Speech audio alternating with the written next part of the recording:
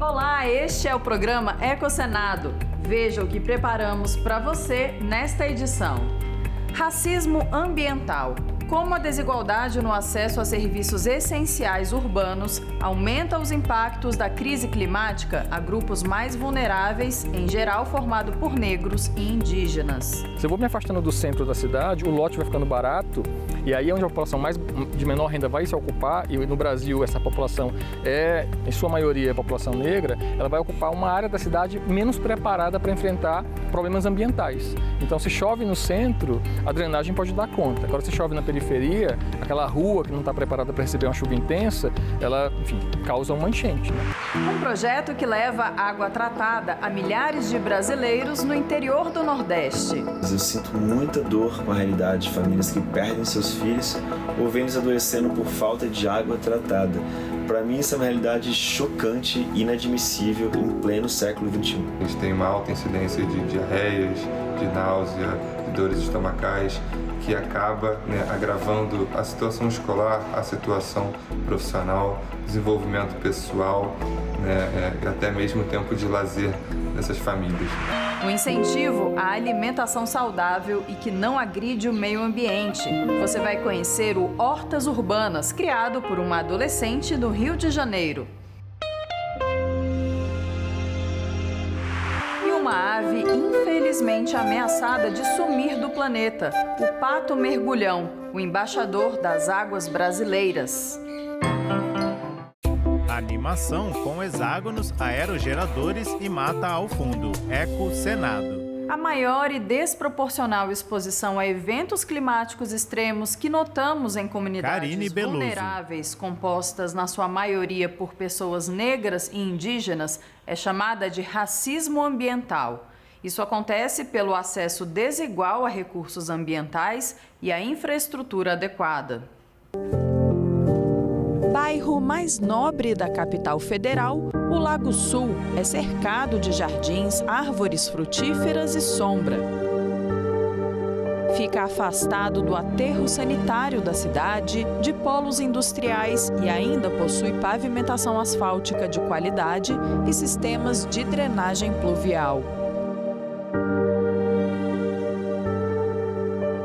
Inserido em 2 áreas de proteção ambiental, os 7 hectares da região abrigam 7 parques ecológicos. Além, é claro, de estarem às margens de um espelho d'água de 48 quilômetros quadrados, criado com o objetivo de regular a umidade do ar, o Lago Paranoá. Imagem aérea do lago com barcos e lanchas. Eu moro aqui há 35 anos e sou apaixonada por esse Lago Sul. O Parque Asa Delta, que é um lugar que é muito gostoso para você passear no final de semana. É um passeio e também voltado ao bem-estar, e tudo. Temos alguns outros parques, como o Parque Dom Bosco, da Ermida Dom Bosco, que fica próximo à minha casa. O IDH do Lago Sul ele é comparado ao da Suíça, Freitas, consultora imobiliária. Como eu disse, pela qualidade de vida, o índice de criminalidade, a questão da renda das pessoas que moram aqui. Eu acho até que a gente está à frente de algumas cidades, talvez alguns países até, porque nós temos o lixo reciclável, passa toda quarta-feira na porta da nossa casa, é fiscalizado. Eu moro em rua, não é condomínio, a própria rua tem essa fiscalização.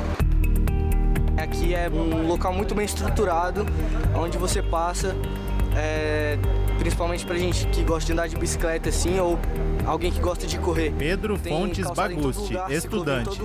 Que é disparado o melhor lugar onde já vi. Enzo Moita, estudante. Eu gosto de ir pra academia, de andar de bike, de fazer muito ciclismo aqui, e aqui é o lugar perfeito para isso. A temperatura aqui é boa por causa do lago, que isso influencia também na respiração e no ambiente verde daqui, também ajuda muito, contribui bastante para a respiração, o clima daqui ser muito bom. Eu vou de bicicleta para academia, eu sempre passo aqui pela... Bruno De Luca, estudante. E as ruas são muito boas aqui porque tem muitos bueiros, então quando chove evita muito alagamento, então as ruas são lisinhas pra gente andar. Evita muito acidente, que nem em outras regiões aqui de Brasília, que quando chove alaga e pode provocar algum tipo de acidente. Já foi pior, hoje está bem melhor, porque algumas quadras... Carlos Randolfo Campos, aposentado. Pluvial, né? Hoje implantaram, parece que, pelo menos naquelas que eu circulo normalmente, todas elas têm o escoamento pluvial e te anda tranquilo, numa boa, sem alagamento. Eu me sinto muito bem aqui, não gostaria de morar em nenhum outro lugar aqui de Brasília.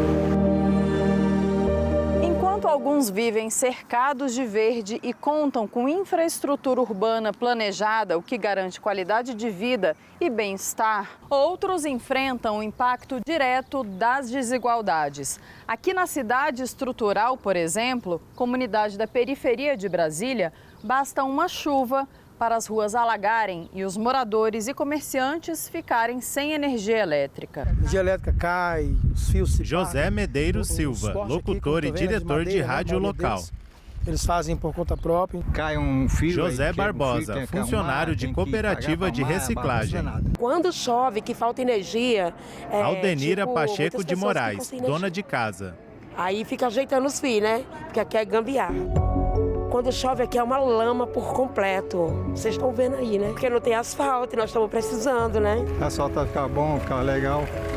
Ficar bom pra gente andar, pra gente sair de casa. Quando a chuva é forte, as pessoas não podem nem sair de casa porque a água inundou a rua. Gente que tem carro, eu como trabalho à tarde, eu entrego pamonha aqui há algum tempo, à tarde.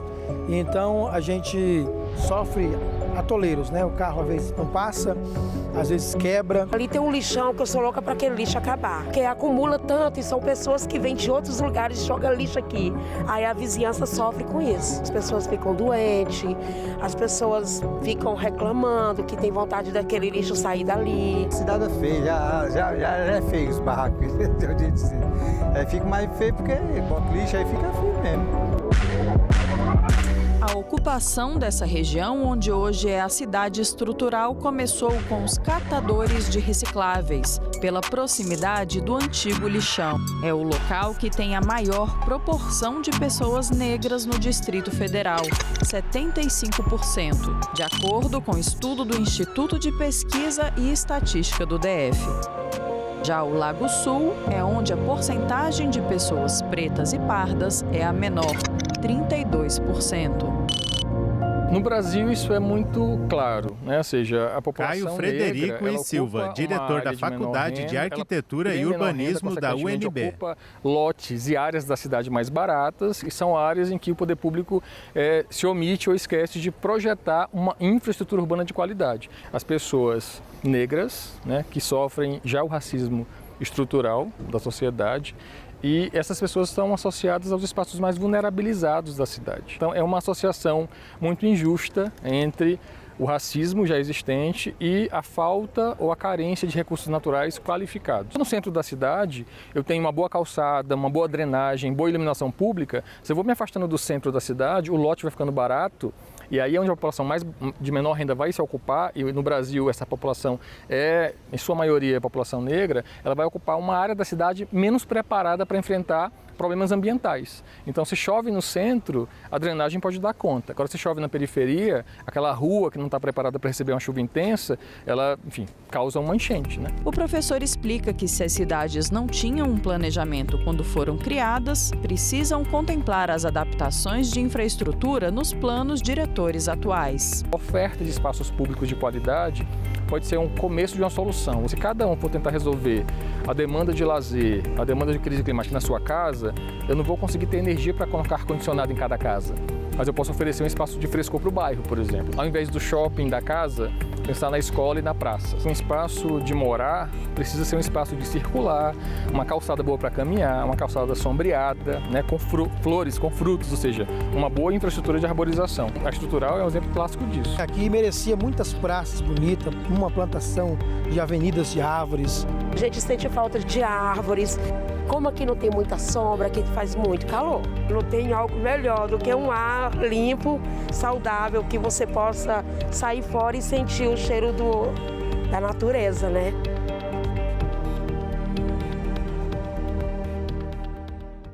2 bilhões de pessoas no mundo não possuem acesso à água potável. Mais de 35 milhões são brasileiros, que por causa disso têm sua saúde e sua qualidade de vida comprometidas. Essa realidade é resultado de danos causados ao meio ambiente e da falta de políticas públicas de grande alcance. Veja na reportagem a seguir como instituições, organizações não governamentais e startups tentam mudar esse cenário. As questões do clima relacionadas com as questões de meio ambiente, elas vão atingir, sobretudo, ou em primeira instância, as populações mais vulneráveis, que vivem nas periferias, que vivem nos interiores, onde a política pública não chega. Daí é importante que todo brasileiro conheça, entenda a ideia de justiça climática.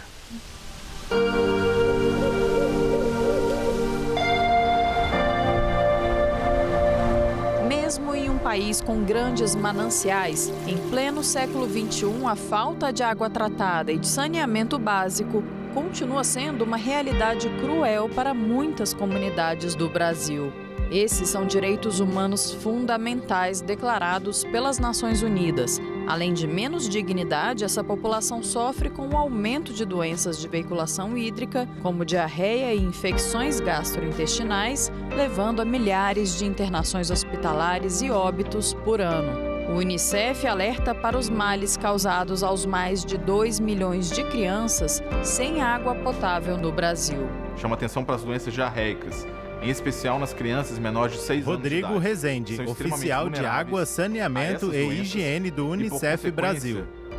Em linhas gerais, essas doenças associadas, relacionadas ao saneamento inadequado, provocam impactos que vão desde o atraso escolar, o abandono escolar, a evasão escolar e reforça o aumento das desigualdades no Brasil. Este especialista em ecologia aquática aponta como a qualidade e a disponibilidade de água no país tem sido afetada. Pela retirada da vegetação, José Gonçalves, professor de ecologia aquática. Por chuvas cada vez trazendo mais poluição e por contaminações através da agricultura e por entrada de esgoto e lixo na paisagem que drenam nas bacias hidrográficas. Muitas pessoas tiram sua água para abastecimento direto dos rios. As companhias de tratamento de água também precisam melhorar cada vez mais a sua capacidade de tratar a água que absorve dos mananciais de abastecimento, porque hoje, além desses contaminantes que já são conhecidos, como, por exemplo, cobre, zinco, em função do lixo, né, a gente tem outros contaminantes na água que chegam no esgoto, através de esgotos, por exemplo, como fármacos, microplásticos, metais pesados como chumbo, mercúrio. Então, todos esses fatores levam à contaminação dos mananciais. As pessoas mais desassistidas, elas sofrem mais porque elas usam água, normalmente água de poço, e muitos poços estão contaminados hoje em dia. Aterro sanitário. O professor explica que as origens dos metais encontrados em águas no campo e em periferias urbanas são diferentes. Então, os lixões, por exemplo, que tem misturado partes orgânicas, lixos eletrônicos, elétricos, esses materiais todos têm componentes que acabam sendo levados para a nossa água. No caso de defensivos agrícolas ou até mesmo fertilizantes, aí está relacionado às áreas rurais, em que eles pulverizam esses defensivos agrícolas ou depositam ou espalham no solo, acaba com a água da chuva ou até mesmo com a água de irrigação, levando para o subsolo ou fazendo um escoamento superficial, levando para o rio ou também ajudando para o percolamento no solo. O garimpo, sobretudo o garimpo ilegal, também é um fator de contaminação da água por mercúrio. O mercúrio é extremamente nocivo a qualquer vida, seja ela silvestre ou a vida humana, principalmente quando esse mercúrio consegue entrar na cadeia trófica, ele forma o que a gente chama de metilmercúrio e aí ele facilmente é incorporado ao metabolismo dos organismos e acaba afetando esse metabolismo dos organismos, levando à morte. Na tentativa de reverter este cenário, o Instituto Alok lançou em junho deste ano o projeto Água de Beber e fez parcerias com o Unicef e a startup social Água Camelo, contribuindo para o acesso à água potável em 23 cidades de 8 estados do Nordeste. O artista, reconhecido mundialmente, demonstra muita preocupação com essa situação do país. Como pai de 2 crianças, eu sinto muita dor com a realidade de famílias que perdem seus filhos. Alok A.P. Petrilo, presidente do Instituto Alok. É chocante e inadmissível em pleno século XXI. Com o pessoal da Água Camelo, a gente... Devan Bhaskar, diretor do Instituto Alok. Pequenas cidades do interior do Nordeste. Essas organizações comunitárias foram capacitadas a entender toda a questão da água, o bom uso da água, e entraram num acordo para a gente para que recebessem filtragem de água. São locais onde chegava água, mas chegava uma água suja, não adequada para o consumo humano. Então ali foram instalados filtros modernos, instalados bebedouros para que a água saia fresca. Então as pessoas, crianças e adultos que frequentam esses centros comunitários têm ali o acesso à água. E a comunidade vai com galões buscar água para levar para suas casas, para preparar o almoço, para preparar a mamadeira da criança. Homem andando de bicicleta e água filtrada sendo servida em copo. Um outro braço é um apoio que a gente dá ao programa WASH do Unicef, que é um programa já mais estruturante. O Unicef faz muitos trabalhos de formação de agentes públicos em políticas públicas para a água, faz um trabalho também mais profundo de mobilização de poderes públicos para a questão do saneamento. O WASH é uma sigla em inglês que significa Água, Saneamento e Higiene. É uma forma de trabalho das Nações Unidas e outros parceiros ao redor do mundo que focam no acesso seguro a esses serviços no Brasil de saneamento básico para todas as populações, em especial aquelas mais vulneráveis. Então, nesse sentido, temos 3 prioridades-chave no Brasil, que é apoiar políticas públicas para a melhoria do acesso à água, saneamento e práticas de higiene em terras indígenas e em comunidades tradicionais. Apoiar o acesso seguro ao serviço de saneamento básico nas escolas, em especial nas escolas em áreas rurais. E subsidiar o apoio por meio de diversas estratégias, cursos, capacitações aos profissionais que atuam nos diversos municípios da agenda do selo Unicef, na Amazônia e no semiárido brasileiro. O papel da Água Camelo... Daniel Ilg, cofundador da Água Camelo. Criação dessas parcerias, identificação de ONGs, associações e organizações locais que pudessem receber as tecnologias de acesso à água e disponibilizar essa água de forma gratuita e comunitária para a população beneficiada por essa organização. Homem e mulher se cumprimentam em frente ao filtro de água. As equipes da startup identificaram e mapearam os locais que tinham mais necessidade da instalação dos pontos de distribuição de água com um sistema de filtragem e purificação para um consumo seguro. O PDA é uma tecnologia da Água Camelo, em que a gente aplica Central Camelo, que é um filtro de alta vazão, de nanotecnologia que remove todos os tipos de patógenos e contaminações microbiológicas como vírus, bactérias, vermes, assim como partículas de suspensão, terra, lama, microplástico. E a gente aplica essa tecnologia e direciona a água tratada para um bebedouro, para refrigeração e disponibilização dessa água no ponto comunitário. Milhares de pessoas foram diretamente beneficiadas com a distribuição de aproximadamente 500 mil litros de água por mês, o que gerou uma economia de gastos com transporte para a compra desse recurso e também com medicamentos. A gente investiu R$1 milhão e a gente chegou a beneficiar cerca de 30 mil pessoas. Eu quero fazer mais através desse projeto do Instituto, nosso projeto Água de Beber, mas eu fico realmente indignado com o fato de que crianças ainda bebem água suja no Brasil. E sozinho você não faz nada, né? Ou pelo menos, se você está com outros, você vai mais longe. Se você vai estar com outros, você vai não só mais longe, mas você vai também com melhor qualidade no serviço que a gente presta. Porque as organizações têm especialidades distintas, expertises distintas, né? Então, cada um de nós entra com a capacidade de criar parcerias com lideranças locais, de levar tecnologia de filtragem, de levar um poderio de diálogo com as políticas públicas. Então, para que a gente possa ser o mais sistêmico possível, é importante estar com outros. E depois porque a missão é muito grande e muito árdua. O Brasil tem uma dívida enorme na questão do acesso à água potável. Muitas das pessoas que têm água tratada no seu dia a dia não percebem a importância e a dificuldade que pode se ter ao não ter esse recurso básico garantido.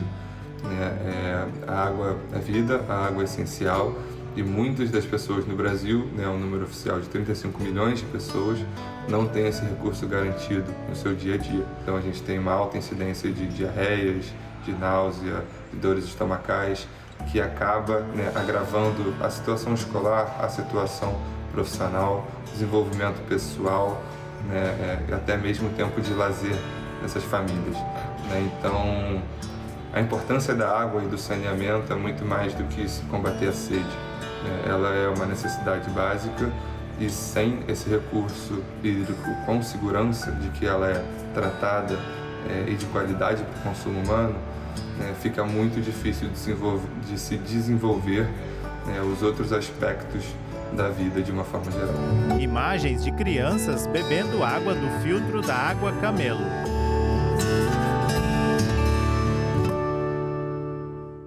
E agora, o que mais foi destaque no Brasil e no planeta nos últimos dias no nosso Giro Ambiental? Uma análise do Tribunal de Contas da União concluiu que ainda há desafios a serem superados na transição energética brasileira. Uma auditoria apontou deficiências na capacidade institucional de garantir o ajuste entre sistemas de financiamento e necessidades de investimento.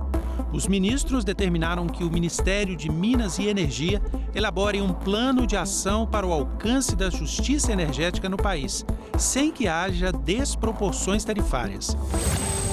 A Subcomissão de Ativos Ambientais do Senado aprovou seu relatório final.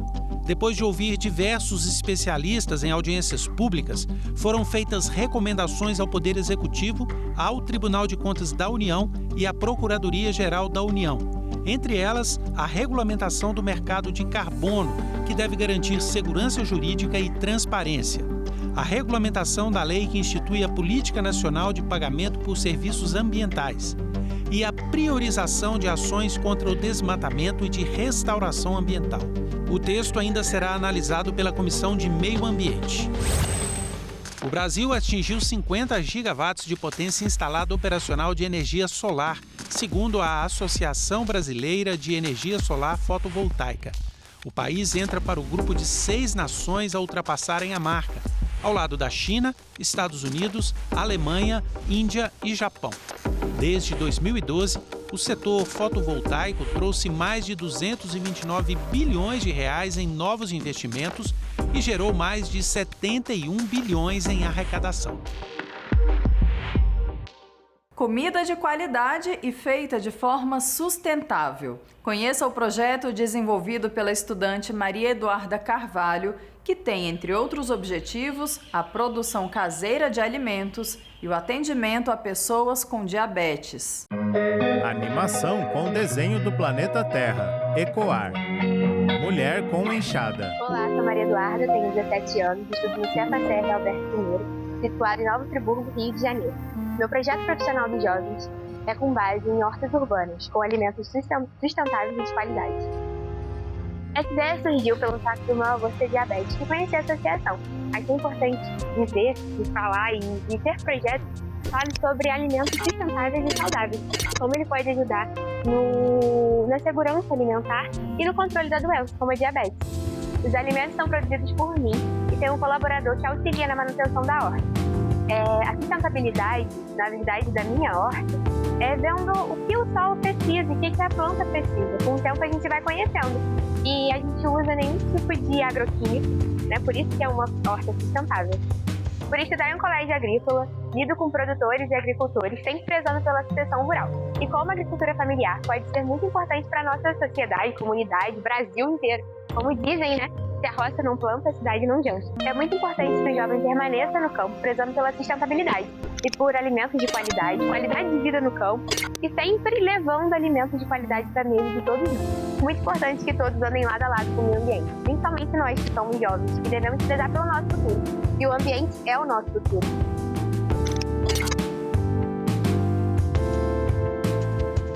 O O pato mergulhão, que antes vivia em várias regiões do Brasil e em outros países aqui da América do Sul, hoje é encontrado somente em 3 estados do nosso país. A espécie está em perigo crítico de extinção.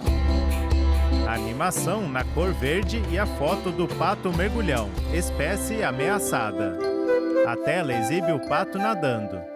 O pato mergulhão é considerado o embaixador das águas brasileiras. Narração: Isadora Fonseca. Mas é uma das aves mais raras, emblemáticas e ameaçadas do mundo. O animal vive em rios de águas limpas e corredeiras, onde se alimenta exclusivamente de peixes e larvas. Sua presença é um sinal da saúde dos ecossistemas aquáticos. Quando não estão se alimentando, os indivíduos podem ser vistos descansando sobre pedras no meio dos rios. As fêmeas colocam até 8 ovos por vez. Os patinhos permanecem com os pais por cerca de 6 meses, quando alcançam o tamanho dos adultos e se dispersam. Originalmente encontrado em muitas regiões no Brasil, Paraguai e Argentina, nas últimas décadas, o pato mergulhão tem sido registrado apenas em alguns pontos de Minas Gerais, Goiás e do Tocantins. Com cerca de 250 indivíduos remanescentes, sua população está cada vez mais restrita a áreas protegidas, como os parques nacionais da Chapada dos Veadeiros e da Serra da Canastra. Em perigo crítico de extinção, as principais ameaças ao pato mergulhão incluem a construção de barragens que altera seus habitats naturais, a poluição causada pelo uso excessivo de agrotóxicos e o desmatamento das matas ciliares essenciais para a reprodução. Diversos patos em rio. E nós ficamos por aqui. Muito obrigada pela sua audiência. Para rever ou compartilhar este e outros programas, acesse senado.leg.br/tv, youtube.com/TV Senado. Até o próximo Eco Senado. Os créditos entram em tela.